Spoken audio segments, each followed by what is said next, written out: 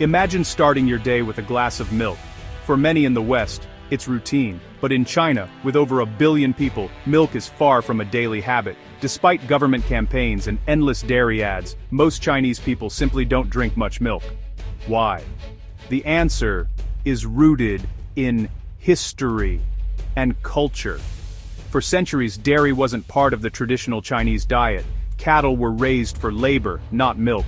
Older generations never grew up with milk, so the habit wasn't passed down. Even as China's cities modernize and supermarkets stock every product imaginable, milk remains an outlier.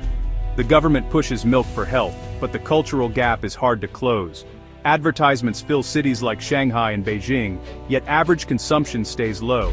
This isn't just about food, it's about a nation in transition, wrestling with deep-rooted habits.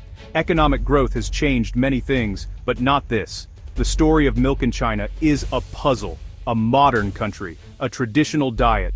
On one side, a government campaign, on the other, millions who aren't interested. It's a story about more than nutrition, it's about identity and change. As we dig deeper, we'll see that China's low milk consumption is as complex as the country itself. The humble glass of milk reveals a much bigger story about modern China. Why hasn't milk caught on? Let's find out. The answer lies in the intersection of history, economics, and evolving tastes. China's milk story is about more than what's in the glass. It's about what's on the table and what's not. And that's where our journey begins. So, how much milk do people in China actually drink? The numbers are surprisingly low. Some studies say the average daily intake is just 90 milliliters, less than half a small school milk carton. Even counting yogurt and cheese, it's a tiny fraction of Western consumption. In big cities, the number rises to about 255 milliliters, but that's still far below global averages. Urban residents drink more, influenced by income and Western trends, but rural areas lag far behind. For many in the countryside, milk is a luxury, not a staple. The national average hides a huge divide between city and rural life. While a young professional in Shanghai might grab a latte, a farmer in a remote province might never touch milk. These numbers reveal a nation where milk is still not part of daily life for most. The gap between urban and rural habits is key to understanding China's milk story. It's not just about averages, it's about who drinks milk and who doesn't. And that divide is bigger than you might think. On the world stage, China's milk consumption is strikingly low. Western countries average over 600 milliliters a day, more than double China's urban numbers. Even Japan and South Korea, with similar histories, have embraced milk more fully. China's own dietary guidelines recommend 300 to 500 grams of dairy daily, but most people fall far short. Despite decades of school milk programs and health campaigns, the gap between policy and reality remains wide. The government's dream of a milk-drinking nation is still out of reach. More milk is produced than ever, but it's not translating into higher consumption. The numbers show that changing habits is harder than building supply.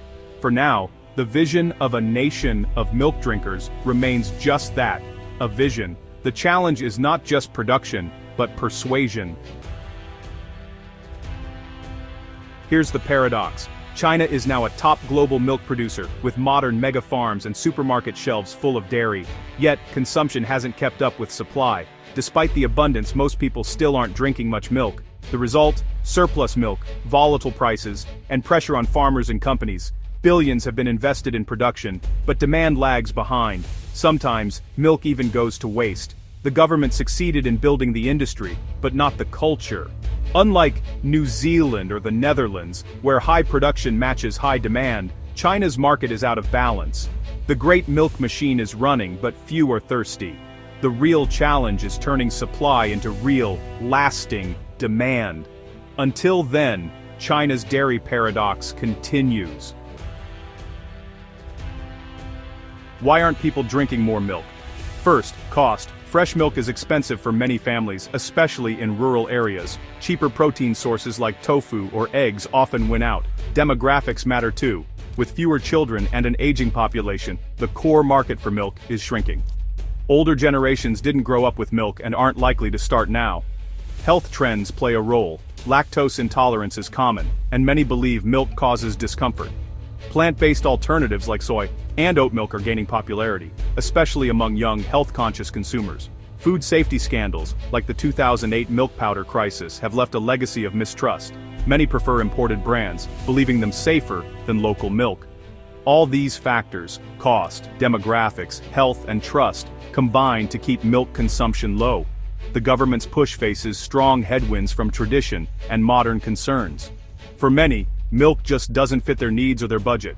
The result? Glasses remain half empty, and the barriers to change are real. China's low milk consumption has global consequences. Dairy exporters once dreamed of endless growth in China, but slow demand has changed the game. Global milk prices now hinge on Chinese habits. Oversupply can ripple worldwide, affecting farmers from Wisconsin to New Zealand. International companies must adapt. Selling milk isn't enough. They're developing new products like yogurt and lactose-free options and working to build trust.